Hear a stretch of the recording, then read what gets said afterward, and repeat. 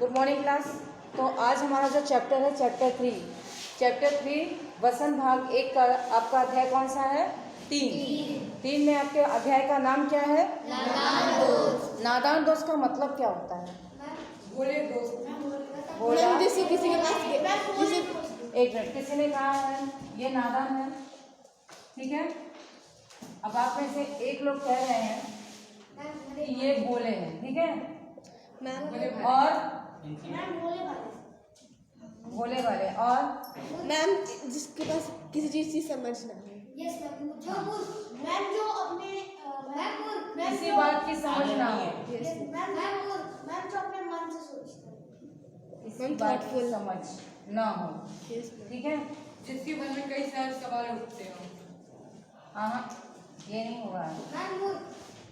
मूर्ख अब भी मूर्ख भी नहीं होगा।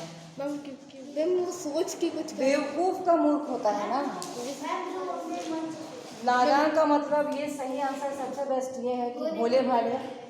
इसके बाद किसी बात की समझ ना होना, क्योंकि वो छोटे हैं। वो क्या है? छोटे। अब हम इसमें अगर बच्चे भी ऐड कर देते हैं तो वो गलत नहीं होगा, ठीक है। मान लो चलो मैंने बच्चे भी ऐड कर लिया है, ठीक। अब एक छोटे से बच्चे में वो हर एक बात की समझ है जो इस वक्त आपको है नहीं ना, इसीलिए नादान दोस्त। अब नादान तो समझ में आया कि हाँ नादान क्या होता है। दोस्त क्यों कहा जा रहा है? दोस्त इसलिए कहा जा रहा है क्योंकि मैम नहीं, मैम उनके बारे में सोचते हैं इसलिए। उनके बारे में सोचना, उनके हैंड से मुझे दोस्ती नहीं मिली है लेकिन फिर भी मैं उसके बारे में सोच के उसकी मदद करना या उसकी हेल्प करना। मतलब पशु पक्षी सामने से आके बोलते हैं hello I am a dog, ऐसा कोई बोलेगा? चिड़िया बोलेगी नहीं। लेकिन अगर हम अपनी स्वेच्छा से उनके बारे में कुछ सोचते हैं या करते हैं या उनकी मदद करते हैं, हम तो उनकी जैसे आपके घर में किसी के घर में कोई जानवर पाला गया है, क्या है? पैरेट। तो पैरेट को आप डेली कुछ ना कुछ खाने को देते होंगे, उसका एक टाइम टेबल बना होगा, उससे बातें भी करते होंगे। अच्छा, वो पूरा मतलब आप ओपन भी रखते हो उसको कि भाई घूम लो, उसके बाद वो वापस अपने पिंजरे में आ जाता है। अच्छा, तो ये पकड़ा जाना वो तो एक दूसरी बात हो गई, लेकिन जब वो रहता है तो उसकी पूरी देखभाल करना, उसके खाने पीने का ध्यान रखना। यहाँ पे हमने 2 बच्चों के बारे में सुना है। 2 बच्चे आपस में क्या कर रहे हैं? मैम बात मैम वो सोच रहे वो हैं। सोचते हैं।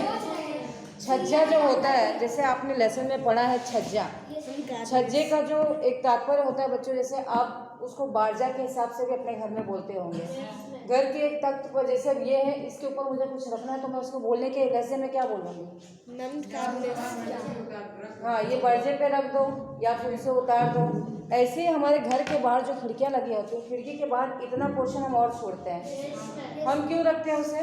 क्योंकि हाँ, बारिश डायरेक्ट हमारे घर के अंदर ना आए, उसकी बूंदें वहीं पर रुक के और वहीं से चूके खत्म हो जाए। क्लियर? इन चीज़ों के लिए हम वो रखते हैं। कभी कभार हम देखते हैं, ज़्यादातर लोगों में देखने में आता है, उसी बारजे पे चिड़िया अपने घोंसला बनाती है। Yes ma'am. ठीक, यहाँ पर भी इस कहानी को जहाँ पर जो हमने पढ़ा है कि 2 भाई बहन हैं, एक है केशव और दूसरा श्यामा। केशव और श्यामा, इन दोनों की भी कहानी सेम आपके जैसी है कि इनके भी घर पे एक बारजा बना हुआ है।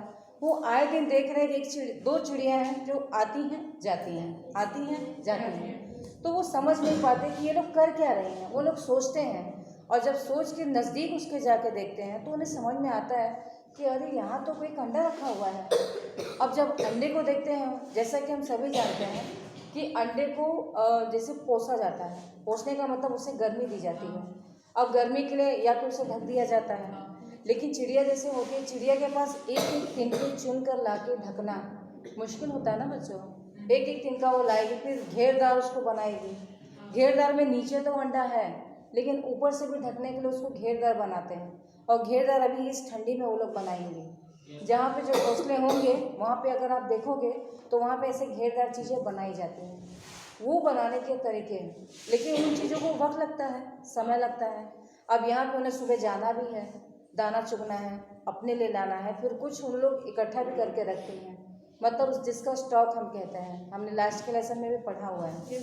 अब जब सर्दियाँ आएंगी या बारिश आती है तो सबसे ज़्यादा तकलीफ इन्हीं चिड़िया और पक्षियों को होती है।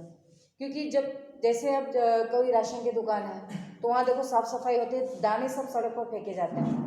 बहुत लोगों का शौक होता है कि सुबह घर के दरवाजे पे दाने डालते हैं। Yes ma'am. अब अगर बारिश हो गई तो बारिश में क्या होता है, मिट्टी के साथ वो दाने बह जाते हैं, क्योंकि उसमें कोई बहुत ज़्यादा तो वजन होता नहीं है। यस एक सही मात्रा में हो तो भाई वो हम कह सकते हैं हाँ रुकेगा, लेकिन एक नॉर्मल मात्रा होगी तो वो तो बह जाएगा ना, वो तो रहेगा नहीं। तो इसी के साथ यहाँ पे ये दोनों भाई बहन जब उनको देखते हैं तो कहीं ना कहीं उन्हें समझ में आता है कि शायद इसे कुछ तकलीफ है।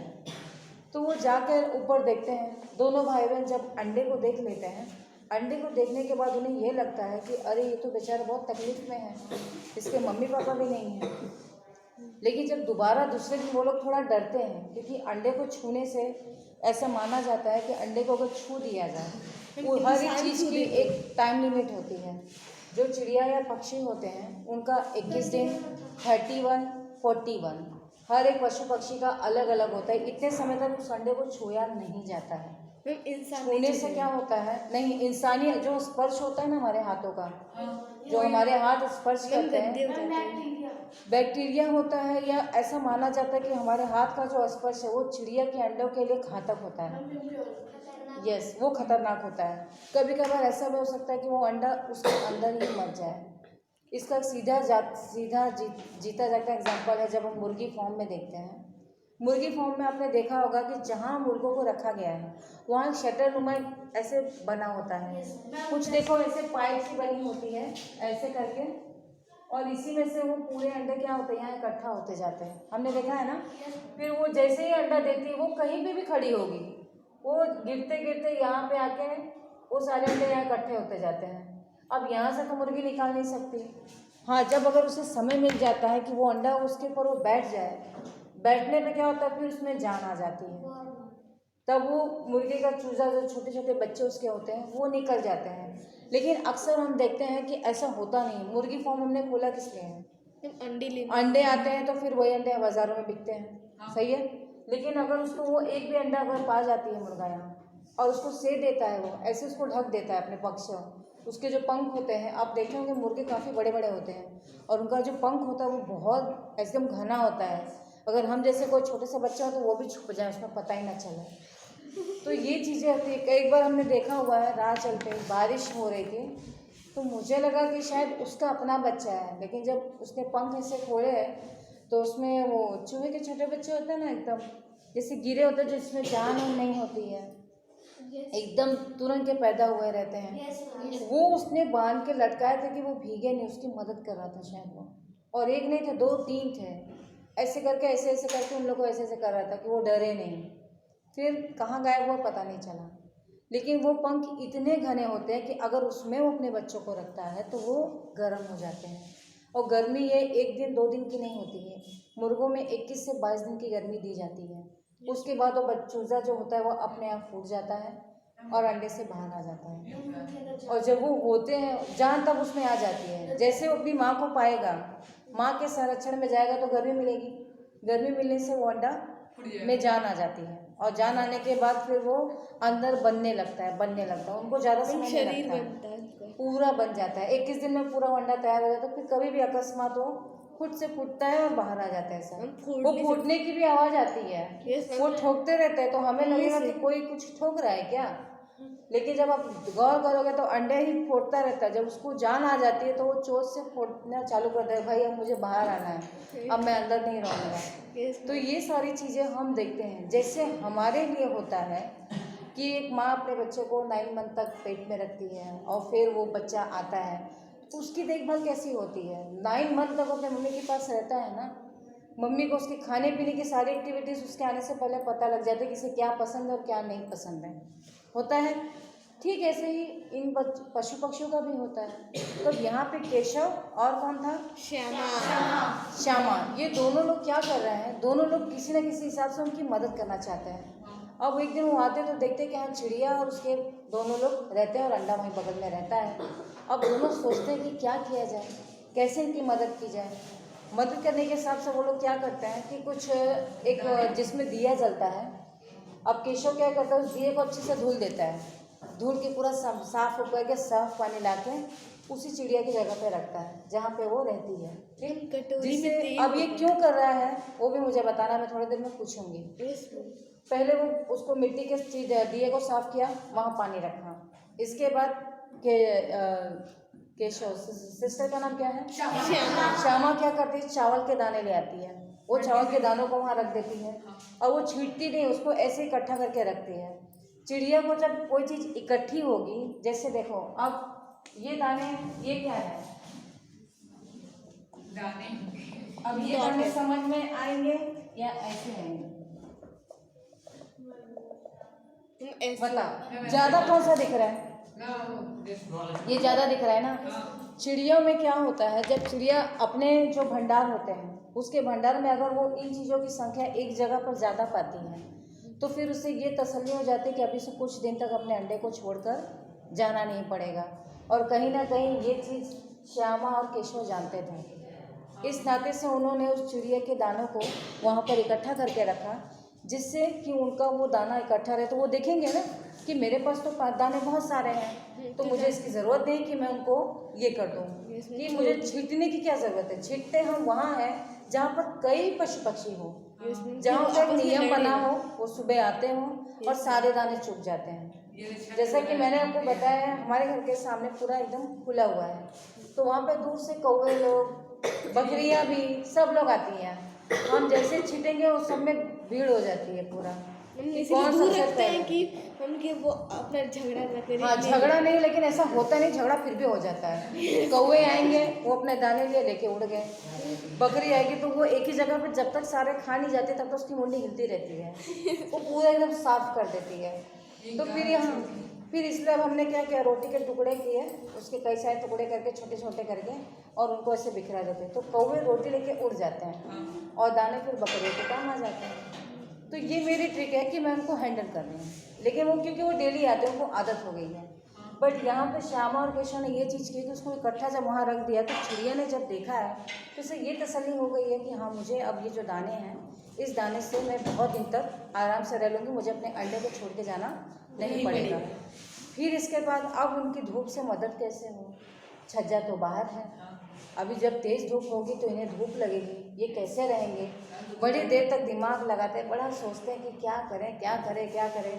तब अचानक से केशव की लाइट थोड़ी सी जलती है, उसे ये लगता है कि हाँ, ये एक तरीका है जिससे हम उसको कर सकते हैं। अब वो तरीका क्या था, कूड़े की टोकरी, हाँ, जो सूखी कूड़ेदान का डब्बा था, वो बीच में से क्या होता है, हाँ, वेरी गुड। तो वो जो फटा था तो उसको क्या किया, उसमें कागज़ भर दिए। अब कागज़ भर दिए तो कागज़ पे पानी जब पड़ेगा तो शायद उसको थोड़ा प्रॉब्लम हो सकती है, लेकिन वो भी एक मोटी परत जब हो तो तुरंत पानी नहीं गिरेगा उसमें से, और वो लाके उसके उस छज्जे के ऊपर वो लोग रख देते हैं, जिससे आपका पानी भी चला गया, चावल के दाने भी रख दिए हैं और ये ढक भी दिया। आप लोग आप आराम से रहो, आपको कोई दिक्कत नहीं होगी।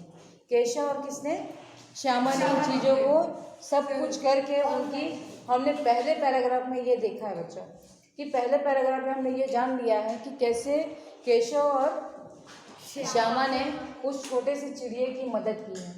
मदद के लिए ये कि इस अवस्था में वो अपने बच्चे को अकेला ना छोड़े, क्योंकि जिस बच्चे का अभी जन्म ही नहीं हुआ उसे और ज़्यादा केयर की ज़रूरत है। तो इस नाते से वो उसे छोड़कर नहीं जाते हैं और वहीं पर रहते हैं, उसकी पूरी देखभाल करते हैं। अब आ जाता है हमारा सेकंड पैराग्राफ।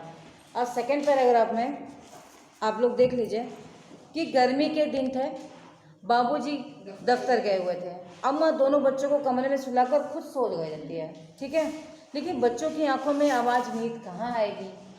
अम्मा जी को बहलाने के लिए दोनों दम रोके, आंखें बंद किए मौके का इंतजार कर रहे थे। दम रोके का मतलब सांस रोक लेना, तो सांस रोक लेना, सांस को इस गति से लेके चलना कि सामने वाले को लगे कि मैं तो सो रहा हूँ। माँ को जब ये तसल्ली हो जाएगी, अब बहुत बच्चे, मम्मी जब रात में कमरे में देखने आती है कि बच्चा सोया है कि नहीं, तो अगर मैगजीन है या मोबाइल कुछ चल रहा है तो तुरंत बंद करके, अरे देखो बच्चा थक गया था बेचारा, सो गया है, अब इसको डिस्टर्ब मत करो। बंद किया, चले गए। पता चला बच्चे आराम इंतजार ही करे थे, जैसे गए वैसे फिर मोबाइल निकल गया, फिर अपना वो पबजी चालू हो गया खेलना, सब कुछ स्टार्ट हो गया। तो ये क्या, ये ट्रिक होती है, आप सभी की ट्रिक है ये, इसमें सबको हंसी आ रही है। तो इस नाते से ये क्या होता है, ये बेवकूफ़ बनाने के तरीके हैं, लेकिन हो गया यस मैम।